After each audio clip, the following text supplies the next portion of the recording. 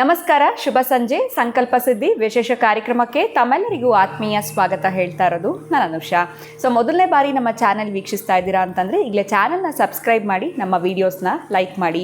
ಮನುಷ್ಯ ಆದಮೇಲೆ ಹಲವಾರು ರೀತಿಯಾಗಿರುವಂಥ ತೊಂದರೆಗಳು, ಸಮಸ್ಯೆಗಳು, ಕಷ್ಟಗಳಿಗೆ ಒಳಗಾಗಿರ್ತಾರೆ.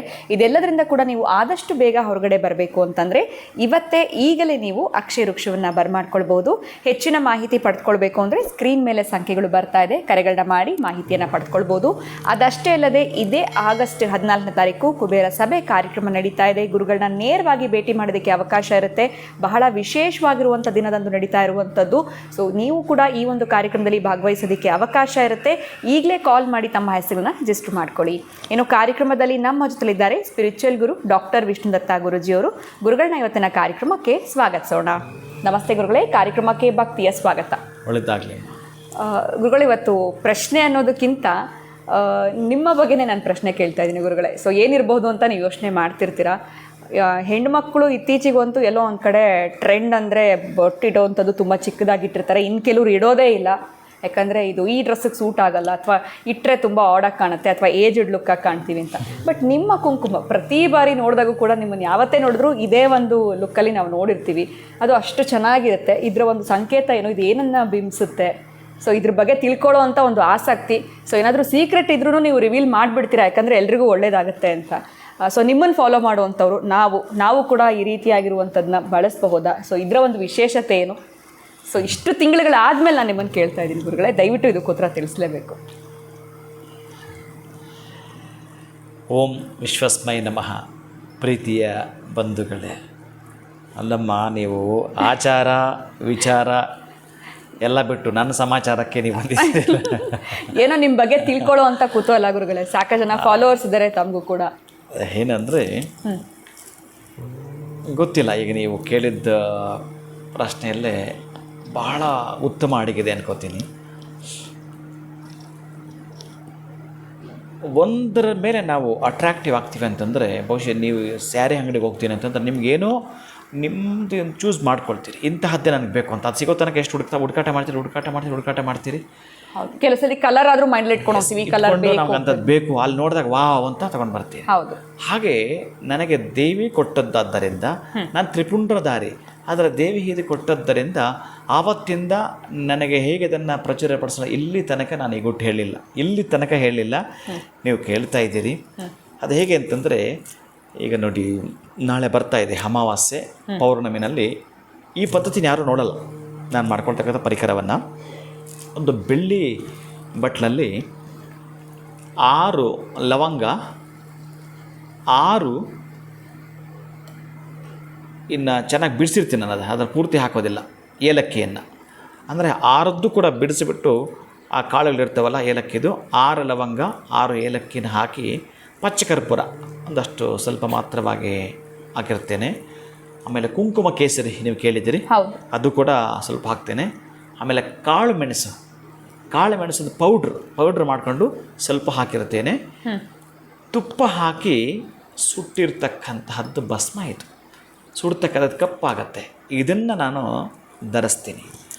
ಇದನ್ನು ಧರಿಸಿದ್ದಾದ ಮೇಲೆ ಯಾವಾಗಲಷ್ಟೇ ಈ ಪದಾರ್ಥಗಳು ಸುಟ್ಟಿರ್ತಕ್ಕಂಥದ್ದು ಏನಿದೆಯೋ ಇದು ಒಂದು ಅದ್ಭುತವಾದ ಅಂಜನ. ಅದಕ್ಕೆ ನಾನು ಬಹುಶಃ ನೀವು ಕೇಳಿದ್ದೀರಿ, ಅದಕ್ಕೆ ಹೇಳ್ತೇನೆ. ಅದು ಕೂಡ ಬೆಳ್ಳಿ ಬೌಲಲ್ಲೇ ಅದನ್ನು ಸುಡಬೇಕು. ಬೆಳ್ಳಿ ಬೌಲಲ್ಲೇ ಅದನ್ನು ಕರೆಕ್ಟಾಗಿ ಕರ್ಪೂರ, ಪಚ್ಚಕರ್ಪೂರ 2 ಇದ್ದು ಅದನ್ನು ಸುಟ್ಟು ಬರತಕ್ಕಂತಹದ್ದು ಏನು ಬರುತ್ತೋ ಪೇಸ್ಟ್, ಯಾಕಂದ್ರೆ ತುಪ್ಪ ಹಾಕಿರ್ತೀರಿ ನೀವು, ಅದು ಪೇಸ್ಟ್ ರೀತಿಯಾಗಿ ಬರಬೇಕು. ಅಥವಾ ಆಗಲಿಲ್ಲ ಅಂತಂದರೆ ಸುಟ್ಟು ಆದಮೇಲೆ ನೀವು ನಾಟಿ ಹಸುವಿನ ತುಪ್ಪ ಹಾಕ್ಕೊಳ್ತಕ್ಕಂಥ, ನಾನು ಇದಕ್ಕೆ ಅಂತ ಒಂದು ಪದ್ಧತಿ ಮಾಡಿರ್ತೀನಿ. ಇದರಲ್ಲಿ ಅದನ್ನು ಮಾಡಿ ಅದನ್ನು ಪೇಸ್ಟ್ ರೀತಿಯಾಗಿ ತಯಾರು ಮಾಡಿಕೊಳ್ಳುತ್ತಾ ಅದನ್ನು ಕರೆಕ್ಟಾಗಿ ನಾನು ಬಳಸ್ತೀನಿ. ಆ ನಂತರ ಕುಂಕುಮಾರ್ಚನೆ ಮಾಡಿರ್ತಕ್ಕಂಥ ಕುಂಕುಮವನ್ನು ನಾನು ಇಡುತ್ತಾ ಬರುತ್ತೇನೆ. ಆಮೇಲೆ ನಾನು ತುಂಬ ಇಷ್ಟಪಟ್ಟು ಇಡ್ತಕ್ಕಂಥ ಕುಂಕುಮ ಏನಂತಂದರೆ, ಈಗ ಮೊನ್ನೆ ಯಾವುದೋ ಒಂದು ಪೂಜೆಯಲ್ಲಿ ಎಲ್ಲ ಹೆಣ್ಣು ಮಕ್ಕಳ ಕೈಯಲ್ಲೂ ನಾನು ಅದನ್ನು ಮಾಡಿಸಿದ್ದೆ, ಕುಂಕುಮಾರ್ಚನೆ ಮಾಡಿಸಿದ್ದೆ. ಅವ್ರಿಗೂ ಪ್ರಸಾದ ಕೊಟ್ಟಿರ್ತೀನಿ. ಅಷ್ಟೂ ಜನ ಹೆಣ್ಣು ಮಕ್ಕಳು ಆ ಕುಂಕುಮಾರ್ಚನೆ ಮಾಡಿರ್ತಕ್ಕ ಕುಂಕುಮವೇ ನಾನು ಧರಿಸುವಂಥದ್ದು. ಹೆಣ್ಣು ಮಕ್ಕಳು ಕುಂಕುಮಾರ್ಚನೆ ಮಾಡಿರೋದು ತುಂಬ ಎಲ್ಲೆಲ್ಲೆಲ್ಲ ಮಾಡಿರ್ತೀವಿ. ಆಮೇಲೆ ಈ ತಿರುಪತಿನಲ್ಲಿ ಕೆಳಗಡೆ ದೇವಸ್ಥಾನ ಇದೆಯಲ್ಲ, ಅಲ್ಲಿಂದ ಕುಂಕುಮವನ್ನು ತರಿಸ್ತಕ್ಕಂಥದ್ದಾಗಿರ್ಬೋದು. ಎಲ್ಲೆಲ್ಲ ಕ್ಷೇತ್ರಗಳು, ಕೊಲ್ಲಾಪುರ ತಿಂಗಳಿಗೆ ಒಬ್ಬರು ಇರ್ತಾರೆ, ಅವ್ರ ಕಡೆಯಿಂದ ಕುಂಕುಮ ತರಿಸ್ತಾರೆ. ಎಲ್ಲವೂ ಕೂಡ ಮಿಕ್ಸ್ ಆಗಿರುತ್ತೆ. ಅಷ್ಟೂ ಶಕ್ತಿಗಳ ಕುಂಕುಮ ಅಲ್ಲಿ ಲೇಪನವಾಗುತ್ತೆ. ಅವಾಗ ಏನು ಅಂತಂದರೆ ಕೆಲವರು ನನ್ನ ಹತ್ರ ಹೇಳ್ತಾರೆ, ಗುರುಗಳೇ ತುಂಬ ಚೆನ್ನಾಗಿ ಅದು ಕಾಣುತ್ತೆ ಹಾಗೆ ಹೇಗೆ ಅಂತ. ಹೌದು, ಅದು ನನಗೆ ಗೊತ್ತಿಲ್ಲ. ಆಕೆ ಕೊಟ್ಟಿದ್ದಾದ್ದರಿಂದ ನೀವು ಇಲ್ಲಿ ನೋಡಿದ್ರೆ ಒಂದ್ ರೀತಿಯ ಯಾರನ್ನು ನೋಡ್ಬೋದು ನೀವು ಅಂತಂದರೆ 18 ಶಕ್ತಿಪೀಠಗಳ ದೇವಿಯರನ್ನು ನೋಡ್ಬೋದು ನೀವು. ಅಂದರೆ ನಾನು ಎಲ್ಲೆಲ್ಲಿ ಶಕ್ತಿಪೀಠಗಳು ಬರುತ್ತೋ ಅಲ್ಲೆಲ್ಲ ಕೂಡ ಈಗ ನಾನು ನೈವೇದ್ಯ ಮಾಡುವಾಗ ನಿಮ್ಗೆ ಹೇಳಿದ್ದನ್ನು ಜೋಗುಳಾಂಬ ದೇವಿ ನೆನಪು ಮಾಡ್ಕೊಳ್ತೇನೆ. ತಾಯಿ ನಾನು ಬಂದಿದ್ದೆ ಈ ದಿವಸ ಬರೋಕ್ಕಾಗಲಿಲ್ಲ, ಇಲ್ಲಿಂದ ನೈವೇದ್ಯ ಮಾಡ್ತೀನಿ ಅಂತ. ಅಲ್ಲಿಂದ ಕೂಡ ಈ ಕುಂಕುಮ ಇಲ್ಲಿದೆ. ಚಾಮುಂಡೇಶ್ವರಿ ದೇವಿಗೆ ಹೋಗಿರ್ತದೆ ಕುಂಕುಮ ಕೂಡ ಇಲ್ಲಿದೆ. ಅದಕ್ಕೆ ನನ್ನ ಬಳಿ ಬರ್ತಕ್ಕಂಥವ್ರಿಗೆ ಅಕ್ಷತೆ ಆ್ಯಂಡ್ ಕುಂಕುಮ ಪ್ರಸಾದ ಕೊಡ್ತೀನಿ. ತುಂಬ ಜನಕ್ಕೆ ಕೊಟ್ಟಿರಲ್ಲ.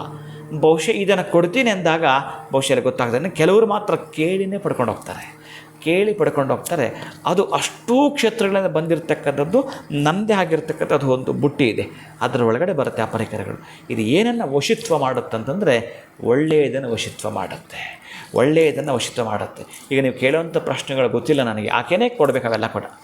ಆಕೆ ಕೊಟ್ಟ ಪ್ರಸಾದವನ್ನು ನಿಮ್ಮ ಮುಂದೆ ಪ್ರಚುರಪಡಿಸ್ತೀನಿ. ಬಿಟ್ಟರೆ ಬೇರೆ ನಾನು ನಿಮಿತ್ತ ಮಾತ್ರ, ನಾನು ಏನಕ್ಕೂ ಕೆಲಸಕ್ಕೆ ಬಾರದವ. ಆಕೆ ಕೃಪೆ ಇದ್ದುದಕ್ಕಾಗಿ ನಾನು ನಿಮ್ಮ ಮುಂದೆ ಮಾತಾಡ್ತಾ ಇದ್ದೀನಿ ಅಷ್ಟೇ. ಖಂಡಿತ ಗುರುಗಳೇ, ಈ ಕುಂಕುಮನ ಇವತ್ತು ನನಗೂ ಕೂಡ ನೀವು ನೀಡಬೇಕು. ಜೊತೆಯಲ್ಲಿ ಇದರ ಏನೆಲ್ಲ ಒಂದು ಮಿಶ್ರಣ ಒಳಗೊಂಡಿದೆ ಈ ಕುಂಕುಮದಲ್ಲಿ ಅಂತ ತಿಳಿಸ್ಕೊಟ್ರಿ. ಬಹಳ ದಿನಗಳಿಂದ ಈ ಒಂದು ಪ್ರಶ್ನೆ ಕಾಡ್ತಾ ಇತ್ತು, ಅದಕ್ಕೆ ಇವತ್ತು ಆ ಪ್ರಶ್ನೆನ ತಮ್ಮ ಮುಂದೆ ಇಟ್ಟೆ ನಾನು. ಬಟ್ ಈ ನಿಮ್ಮ ಹಾಗೇನೆ ನಾವು ಇದನ್ನು ಪ್ರತಿಯೊಂದು ಅಂಶಗಳನ್ನ ಮಿಕ್ಸ್ ಮಾಡಿ ಇಟ್ಕೊಳ್ಬೇಕು. ಧನ್ಯವಾದಗಳು ತಮಗೆ. ನಮಸ್ಕಾರ. ಹರೇ ಶ್ರೀನಿವಾಸ.